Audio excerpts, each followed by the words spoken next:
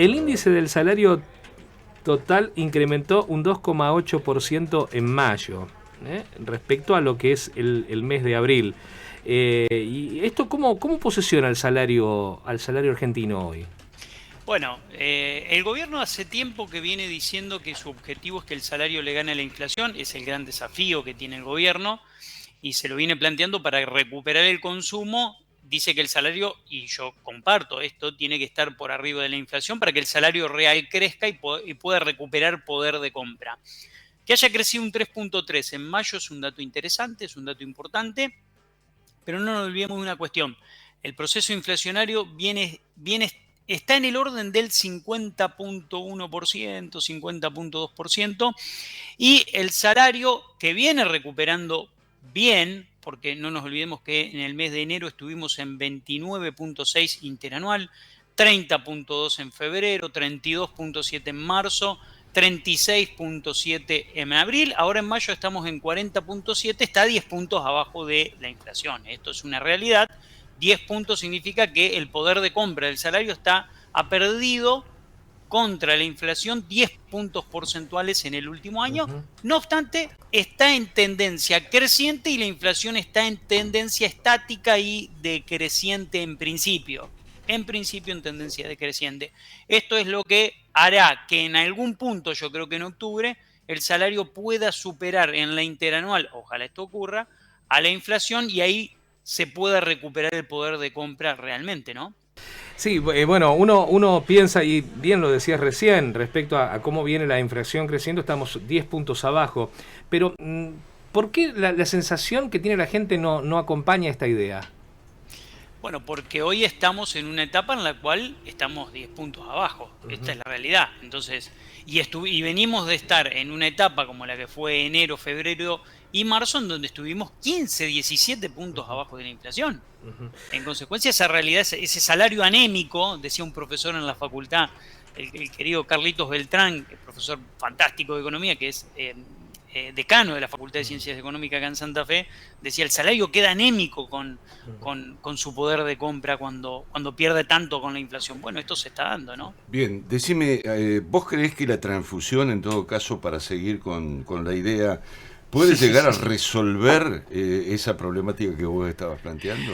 Buena metáfora, Héctor. Bueno, yo creo que esa transfusión puede ser el ahora 30, es una buena estrategia como para que ese poder de compra crezca. Yo creo que los bonos que les han dado a determinados sectores y que la rediscusión paritaria que se va a dar en estos días en un montón de gremios confluye a que ese salario pueda recuperar y salga de esa anemia en la cual está, y sería positivo. Ahora, todo esto cae en sacos rotos si el proceso inflacionario se acelera y no se controlan bien los precios, no se establece un esquema de precios cuidados como en algún momento funcionó bien, en algún momento esquemas de precios cuidados. Yo recuerdo, y voy a poner en valor a un funcionario en su momento, Augusto Costa, cuando fue secretario de Interior, armó el esquema de precios cuidados, que era precios de referencia en todo el país, un esquema de precios cuidados que funcionó bien. Esa etapa de Augusto Costa al frente, y la verdad que no lo conozco Augusto Costa, no tengo nada, pero me pareció inteligente lo que armó, ¿no? Bien, ahora Mati, cualquier cosa, esto que vos planteabas, ¿no? El recurso de ahora 12 o ahora 30 o lo que fuere, hay que pagarlo después. Por supuesto. Este es el problema. El problema es que después hay que pagarlos. Si el gobierno, aunque el gobierno con ahora 30 es un acuerdo entre los bancos del gobierno y las cámaras de comercio. ¿Cuánta plata pone el gobierno en eso? Bueno, ahí yo no lo tengo en claro. Te digo la verdad, yo no lo tengo en claro. Yo creo que es un acuerdo entre el gobierno y los bancos. El gobierno no ha dado cuerda de si el gobierno va a desembolsar esa tasa subsidiada o si es un acuerdo que tiene con los bancos. No lo tengo en claro eso porque no lo ha dicho. Bueno, pero son acuerdos, y hay que decirlo también, acuerdos que benefician mucho a los bancos. ¿En qué sentido estoy hablando? Uno se ponen 30 cuotas, hay que ver, sí, lo charlábamos. De la tarjeta. Ver cuál es la tasa en sí de interés de la tarjeta, la renovación de tarjeta, digamos, eso determina en meterse en una hora 30, en pensar en todas esas situaciones. El banco gana con el volumen Claro. de negocios. El volumen de negocios pasa por la tarjeta del banco, pasa por las cuentas bancarias, y el banco ahí, en términos técnicos, caza en el zoológico, ¿no? Sí. Mati, Ni hablar de eso. Mati, dos cosas. Primero, hay que recategorizarse como monotributistas en este mes de agosto, ahora, para el 15. Exactamente. Para el 15. Y por otro lado, está el tema de bienes personales. Sí, esto es muy importante. Nosotros hicimos una columna puntual con bienes personales. ¿Por qué?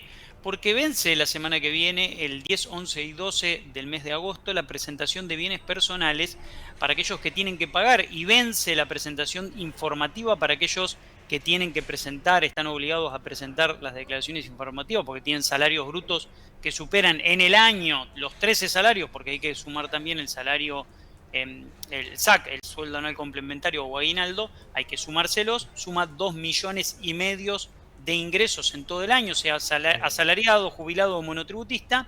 Pero ¿cuál es la clave acá? Que la semana que viene vence bienes personales y muchísima gente no sabe que tiene que pagar bienes personales, y este impuesto, que fue pensado en la década del 90 para patrimonios de $105.000, hoy está en la foto del 31 del 12 del 2020 en $23.700, o sea, 2 millones de pesos. Quien tenía el 31 del 12 2 millones de pesos grabados en bienes, estamos hablando de un auto, Dani, estamos hablando de un auto 0 kilómetro, no estamos hablando de otra cosa.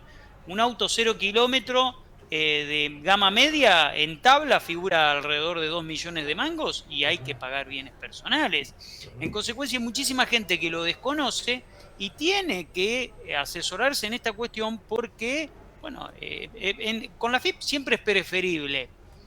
Y esto es lo mismo que con la técnica de vehículo, ¿no? Tener la técnica de vehículo es más importante que no tenerla y comerte una multa, porque esa multa te va a hacer pagar varias técnicas. Bueno, acá es lo mismo, es como tener la técnica al día.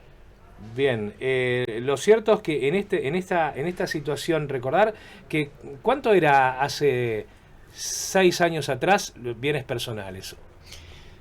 Mirá, en el 2015 estuvo Sí. en $23.000, igual que ahora, que fue el Bien. peor momento. Pero después el promedio en los últimos 10 años estuvo en $50.000.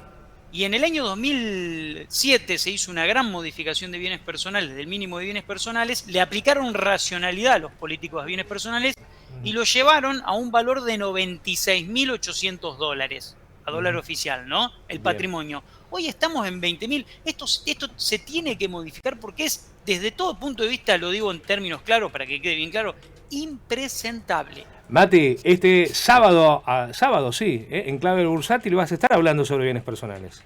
Exactamente, vamos a hacer con un gran amigo, el contador Ramiro Montes. El viernes, Sí. impuesto cedular va a dar él, Ajá. una clase, y el sábado voy a dar una clase de bienes personales en Clave Bursátil. Y yo te debo preguntar, quien quiera, bueno, presenciar esa clase, ¿cómo debe hacer?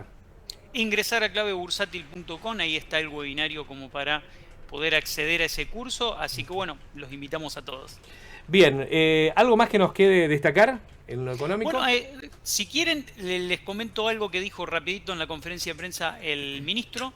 El ministro Guzmán dijo que no va a modificar la política cambiaria y ratificó que post elecciones no va a haber cambios. ¿Qué significa esto? Que sigue el gradualismo para aquellos que decían que después de las elecciones puede haber una brusca devaluación buscando hacer confluir el dólar oficial con el dólar paralelo. No va a ocurrir eso, el gobierno ya lo dejó en claro con la palabra de Martín Guzmán. ¿Hay algún indicio que tenga el gobierno nacional o que esté dando el gobierno nacional para el proyecto o una hoja de ruta para los próximos 2 años en la planificación económica o no? Sí, es muy buena la pregunta, Dani, porque el 15 de septiembre se presenta el presupuesto, que es la hoja de ruta más importante para los próximos 18 meses. Bueno, y el gobierno lo tiene que presentar, y ya anunció Guzmán algunos aspectos que después, cuando esté presentado, los vamos a comentar. Fundamentalmente, tipo de cambio, inflación y déficit fiscal. Son las tres aristas más importantes de ese presupuesto, ¿no? Estaremos ahí pendientes a las redes, y aquellos que quieran saber más y quieran participar de las charlas que estábamos hablando en Clave Bursátil, por ahí pueden ingresar y anotarse.